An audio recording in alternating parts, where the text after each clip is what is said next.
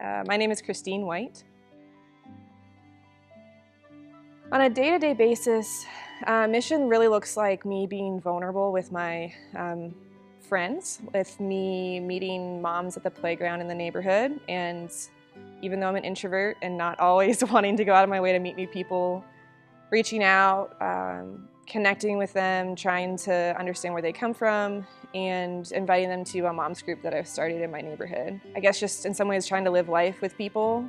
I think selfishly, I just want people to know me, and I've realized that as much as I want to be able to put up this front of, well, people can know me without really knowing my faith, it's uncomfortable. That's not true.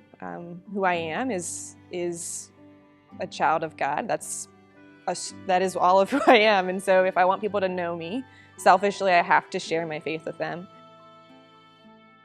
I have had spiritual conversations, whether it's been at our neighborhood playground, before the pandemic, at the library, or some of the most encouraging ones have just been really understanding where people are and where they come from. I've met one mom that's a really strong Christian, and she and I have been able to process through a lot of hard things like miscarriages and family strife, and just encourage each other, and to find out that she's in the neighborhood is really encouraging as well.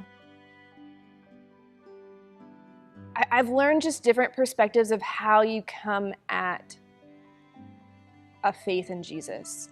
Just hearing their stories of how they were raised and how they came to understand who Jesus is, I think was really enlightening for me. Especially coming from my cultural background, talking about faith was not a thing anybody did. One of the moms is maybe more of a Jewish background. It helps me remember that Jesus is not just my cultural perspective of Jesus, that it reminds me to step back and think through, okay, who is God?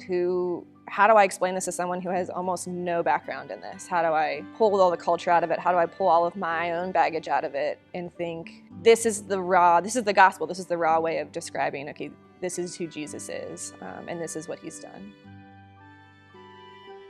So, I have an engineering background. I thought I was going to be a strong engineering, full-time professional woman, and that just isn't the path I went down. And I think realizing it is super glorifying to God to be a strong professional woman, and it's super glorifying to God to be a stay-at-home mom, both and.